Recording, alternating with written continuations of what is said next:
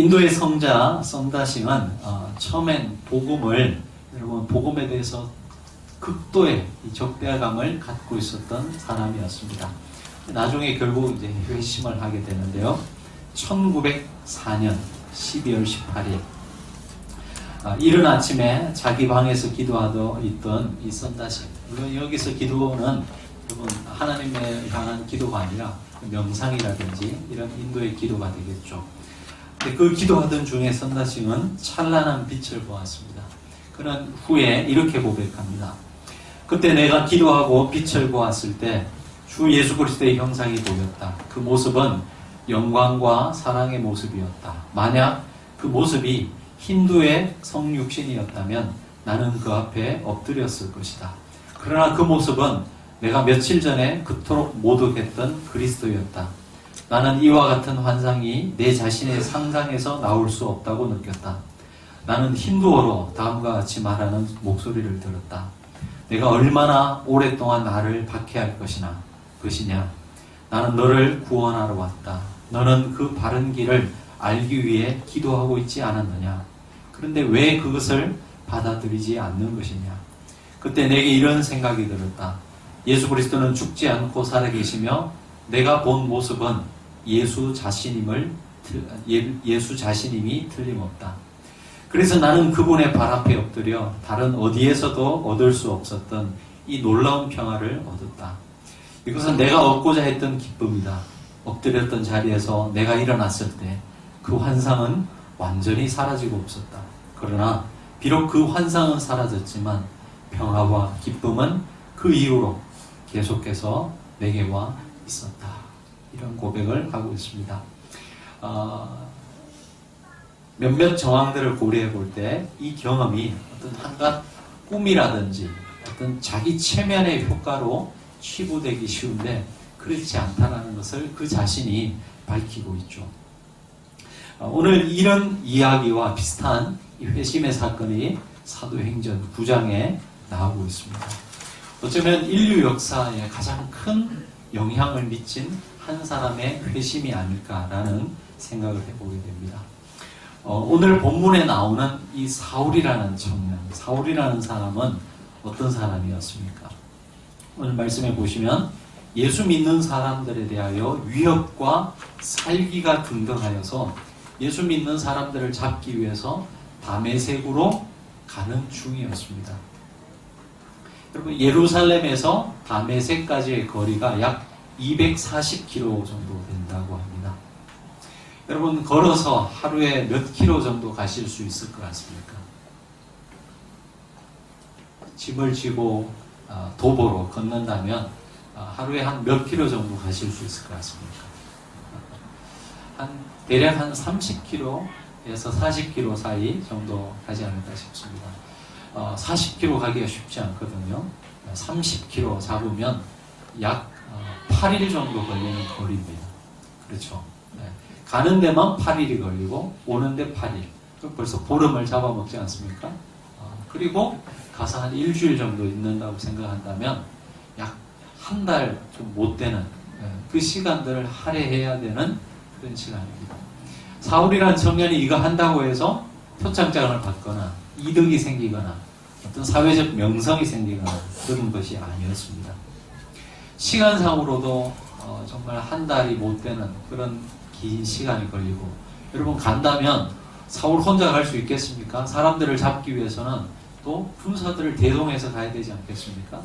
그 사람들을 3주간이나 먹고 마시게 한다 그러면 굉장한 여러분 물질적 또 헌신이 있어야 됐을 것입니다. 우리가 여행하다가 하룻밤만 자도 굉장히 많은 비용이 들지 않습니까? 근데 그 많은 사람들을 먹이고 재우고 하려 그러면 굉장한 돈이 들어갔을 것입니다. 그것뿐이겠습니까? 여러분 아무리 명분이 있다 할지라도 사람을 잡아서 핍박하고 사람을 묶고서 데리고 온다는 것, 여러분 우리가 생각할 때 쉬운 일 같지만 그렇지 않습니다. 여러분 몇 해 전에 광우병 때문에 여러분 수십 마리의 그 소를 도살했던, 살처분한다 그러죠. 여러분 그런 기억이 있습니다. 제가 기사에서 읽었는데요. 그 살처분을 담당했던 공무원들 중에 많은 사람들이 정신적 트라우마를 겪는다는 기사를 봤습니다. 그럼 살아있는 소를 여러분 매장한다고 생각해 보시기 바랍니다. 작은 벌레도 아니고 그리고 엄청난 덩치의 그 소를 살처분 하는데 그것을 집행하는 공무원들이 나중에 정신적 트라우마를 겪었고 또 상담이 필요한, 치료가 필요한 그런 사람들이 많았다라는 이야기를 들었습니다. 여러분, 한갓 동물을 그렇게 당연히 명분 있게 처리하는 과정에 있어서도 사람이 그런 영혼의 데미지를 입는데, 사람을 여러분 잡아서 고문하고 핍박하고 심지어 죽이기까지 할 때 아무리 명분이 있다 할지라도 그 영혼에 아마 깊은 상처를 갖게 될 것입니다. 그럼에도 불구하고 사울이 그런 일을 했다라는 것이죠. 왜 사울이 그런 일들을 했을까요? 아마도 그것은 자기가 가지고 있었던 종교적 신념 때문에 그랬을 것입니다. 사울은 서신서를 보면요, 굉장히 율법적인 사람이었습니다. 그리고 목표지향적이고요, 그리고 굉장한 의지를 가지고 있었던 사람이었습니다. 하나님께서 주신 율법은 사실은 출애굽 이후에 주신 것이죠. 하나님께서 이스라엘 백성들을 구원한 이후에 그 하나님의 백성들이 어떤 삶을 살아가야 하는지에 대한 것으로 율법을 주셨습니다. 그런데 이스라엘 사람들은 이 순서를 바꿔버렸습니다.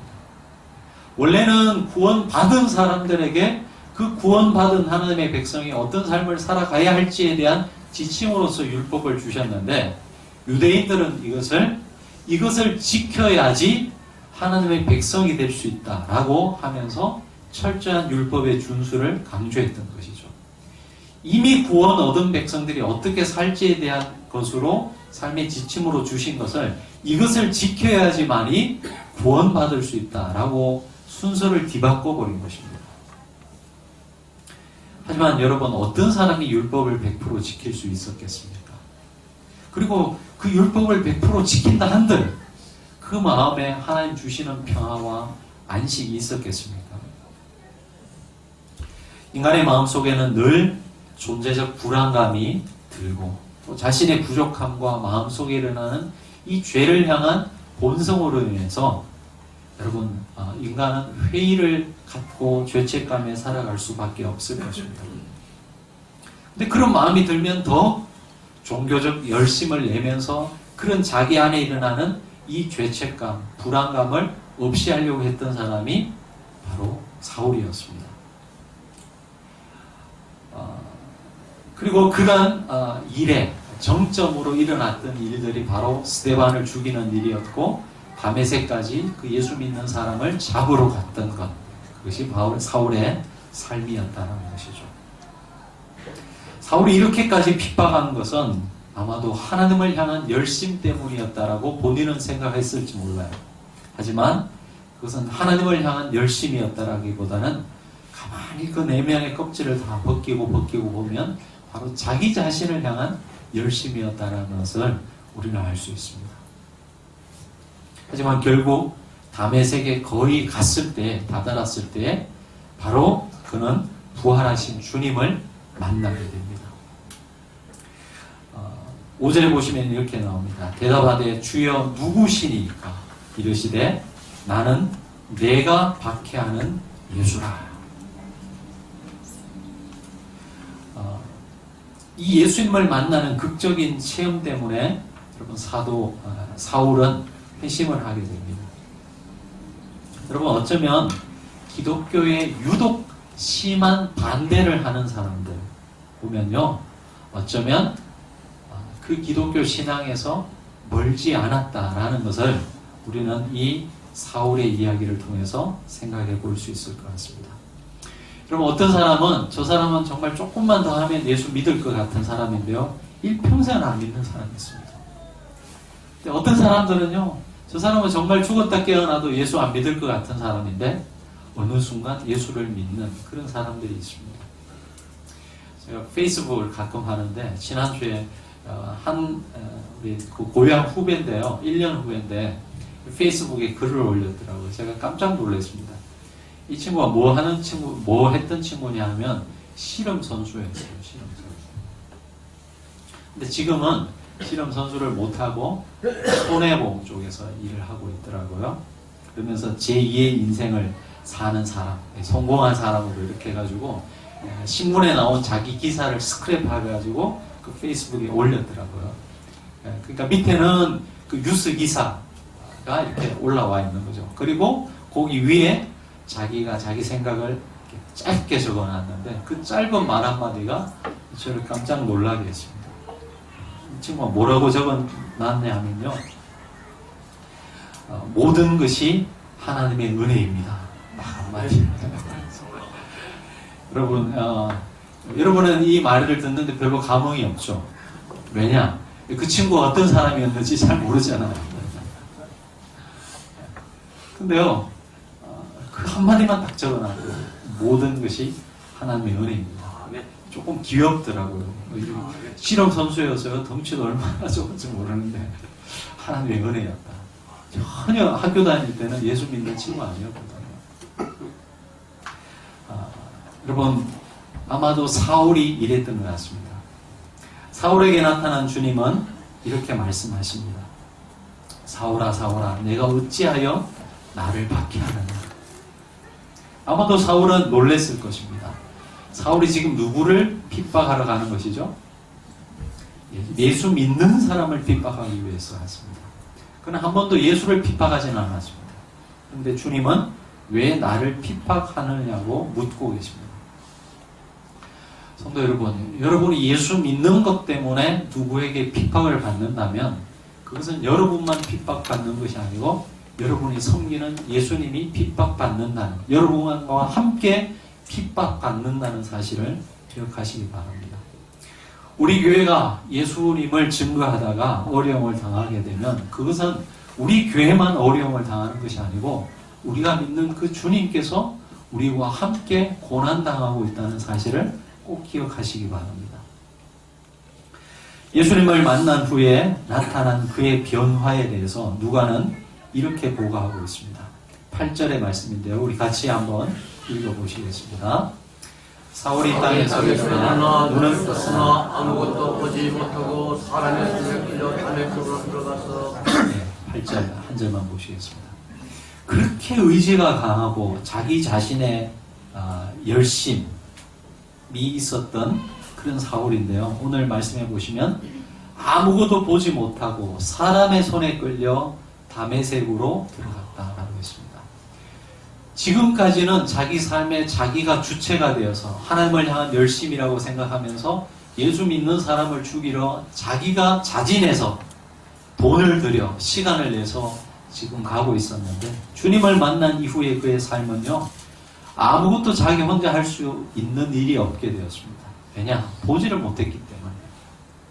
하나님의 영광의 찬란한 빛 앞에서 그 육신적 시력을 잃어버리고 말았던 것입니다. 여러분, 사울이 무엇을 생각했겠습니까? 하나님께서 한번 치시니까 자기가 할 수 있는 것은 아무것도 없다라는 철저히 수동적 삶을 살아갈 수밖에 없는 자기의 모습을 보면서 여러분, 아마도 사울은 자기 자신의 깊은 한계를 느꼈을 것입니다.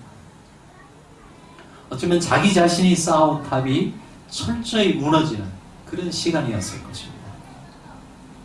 그러면서 새로운 세계가 그의 앞에 펼쳐지고 있는 것을 느꼈겠죠. 사랑하는 성도 여러분, 육신이 눈이 멀어야지 보이는 영의 세계가 있습니다. 우리가 잘 나갈 때, 우리의 삶이 형통할 때는 보이지 않던 것들이 여러분, 이런 한계 상황을 닥치면서 보이는 그런 경우들을 우리는 종종 우리의 삶에서 경험하게 됩니다. 1946년 24살의 나이에 폐결핵이 걸린 한 여인이 있었습니다. 우리가 잘 아는 일본의 아주 유명한 작가 미우라 아야코죠.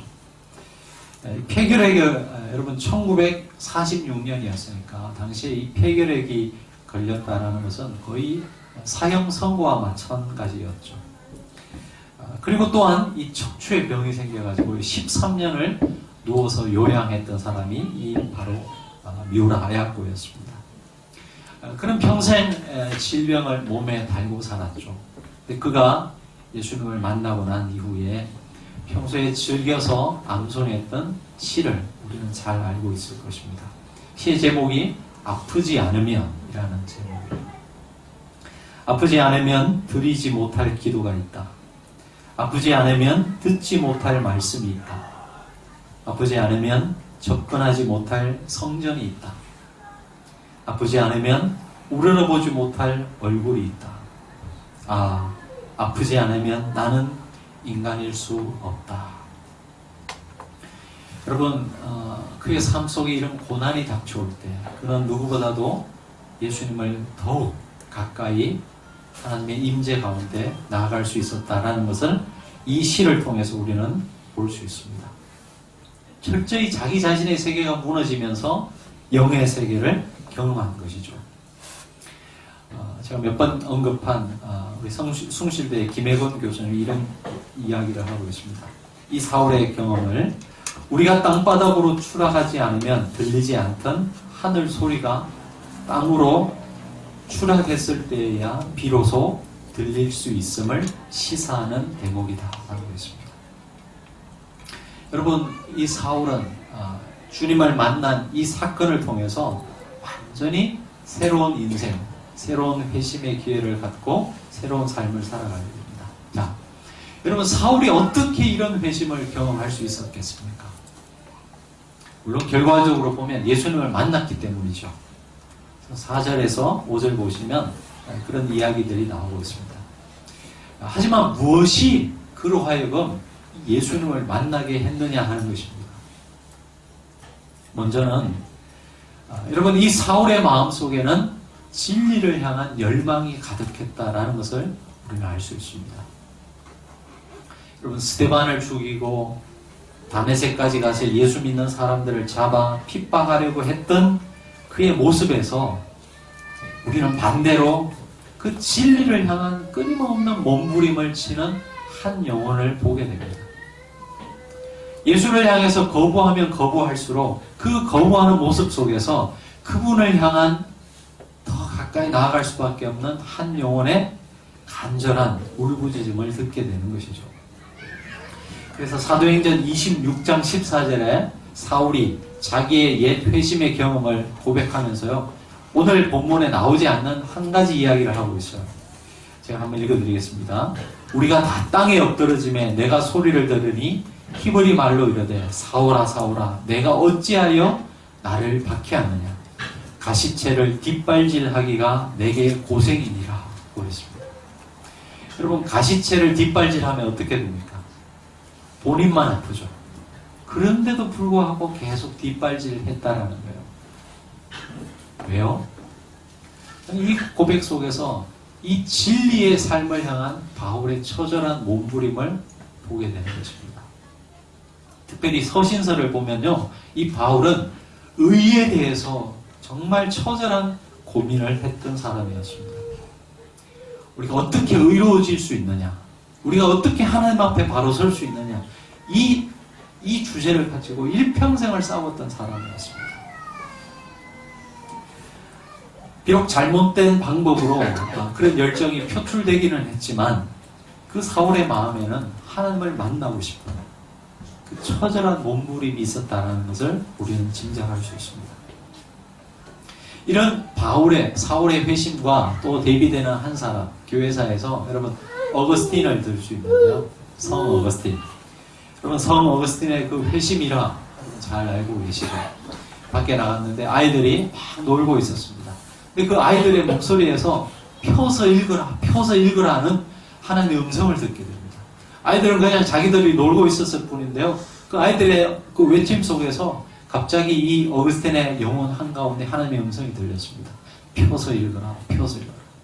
그래서 자기 집으로 들어가서 성경책을 펴서 읽었는데 그 읽었던 본문이 로마서 13장 13절. 그 말씀 한 절 앞에서 이 사람의 전 삶이 회심되었습니다. 바뀌었어요. 여러분, 이 사건 하나로 이제 어거스틴이 바뀌었다, 우리 회심했다 라고 그렇게 많은 분들이 이야기하는데요, 한 번의 사건으로 바뀐 게 아니에요. 여러분 그 어거스틴의 삶을 보시면요, 그 일평생의 삶이 하나님을 찾아가는 과정이었어요. 단지 그 아이들의 목소리 속에서 하나님의 음성을 들었던 것은 결정적 계기가 되었을 뿐이지, 그의 삶을 보면요, 일평생 그 하나님을 향한 궁극적 진리를 향한 처절한 몸부림이 있었던 것입니다. 어떤 사람들은 말합니다. 벌써 어거스틴이 10대 때 사생활을 나왔거든요. 10대 때 성욕에 빠져가지고 방탕하던 그 어거스틴이 회심했다. 또 때로는 이단 사설에, 마니교라는 이단 사설에 빠져서 있었거든요. 그걸 보면서 방탕한 삶을 살아가던 어거스틴이 회심했다 이렇게 이야기하는데요. 그의 그 일대기를 보면요, 그냥 단순히 육체적 쾌락을 누리기 위해서 그 여성을 만나고 또 마니교에 빠졌던 것이 아니에요. 여러분 그의 이 글들을 보면요, 그의 마음속에 처절하게 하나님을 향한 몸부림이 있었어요. 그래서 때로는 이성에게 깊이 빠져서 거기에서 하나님을 만나려고 하기도 했고요. 또 때로는 마니교, 이단 사설에 빠져서 하나님을 만나려고 하기도 했습니다. 그런 몸부림이 있은 후에 결정적으로 아까 말씀드린 그 사건이 계기가 된 것이지, 한 번의 사건으로 완전히 인생이 뒤집어진 것이 아니라는 것이죠. 여러분 마음속에도 그 하나님을 향한 그런 몸부림, 궁극적 삶에 대한 몸부림이 있습니까? 그것을 여러분 그냥 무시하지 마시고 그 마음을 계속해서 발전시켜 나가십시오. 그 마음에 그 관심에 여러분 귀를 기울이시기 바랍니다. 그 마음은 어쩌면 여러분이 스스로 생각해낸 마음이 아니고요, 하나님이 여러분 마음에 그 영혼의 씨앗을 계속 뿌려주시는 거예요. 그 마음을 열고 계속해서 하나님을 향한 마음으로 나아가시기 바랍니다. 그것이 여러분 사울이 회심할 수 있었던 하나의 이유였습니다. 자, 두 번째, 그가 어떤 이런 결정적 회심의 사건을 경험할 수 있었느냐? 전에도 말씀드렸지만 그가 그럴 수 있었던 아주 중요한 요인 중에 하나는 바로 스데반 집사였습니다. 사울의 회심은 어쩌면 이 스데반 집사의 순교로부터 시작되었다라고 우리가 생각할 수 있습니다. 좀 더 구체적으로 말하면 스데반 집사의 기도로부터 시작되었습니다. 이미 그때부터 이 사울의 마음에는, 사울의 영혼에는 깊은 파장이 일기 시작한 것이죠. 여러분 죽음 앞에서도 두려워하지 않고 오히려 자기를 죽이는 그 사람들을 향하여 천사의 얼굴을 하는 그 스데반 집사의 모습, 자기를 향하여 돌을 던지는 그들을 향해서 저들의 죄악을 용서해달라고 말했던 그 스데반의 집사의 모습 속에서 이미 이 사울의 마음에는 깊은 영적 파장이 일어났다는 것입니다. 아까 말씀드린 미우라 아야코도요, 여러분 자기가 스스로 예수 믿은 것 아닙니다. 그의 어릴 적 단짝 친구였고 나중에는 남편이 되는 마에가와 다다시라는 그 남편 때문에 예수를 믿게 되었습니다.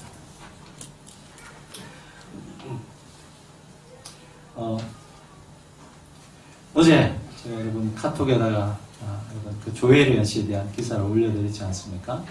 조혜련 씨 지금은 참 신실한 크리스찬이 되었습니다. 연예인들이 예수 믿기가 참 힘들잖아요. 유혹도 많고.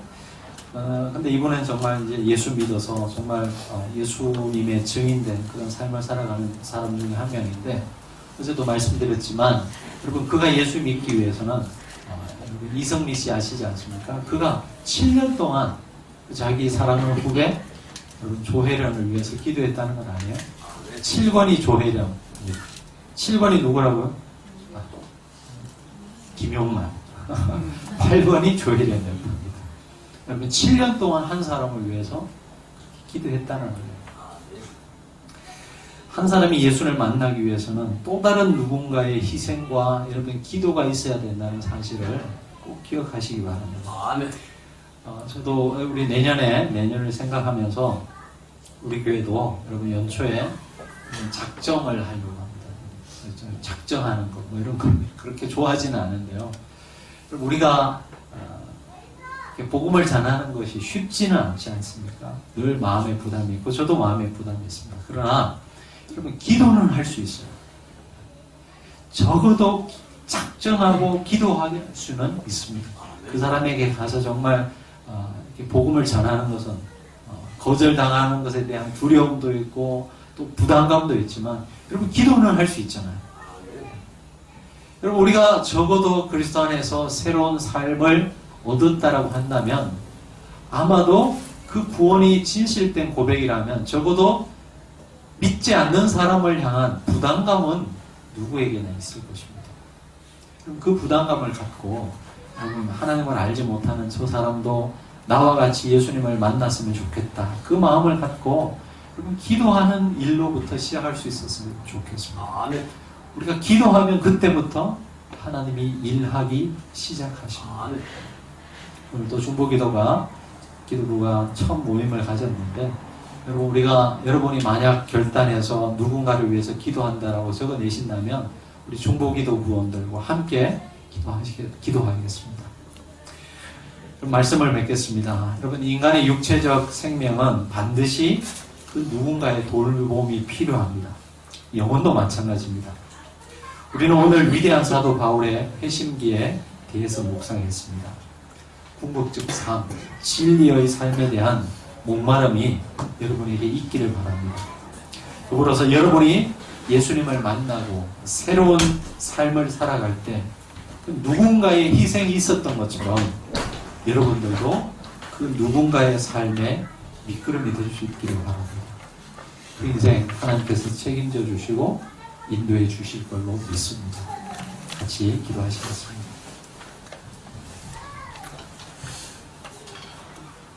하나님 아버지, 하나님을 만나지 못했을 때 그 사울의 삶을 저희들이 보았습니다.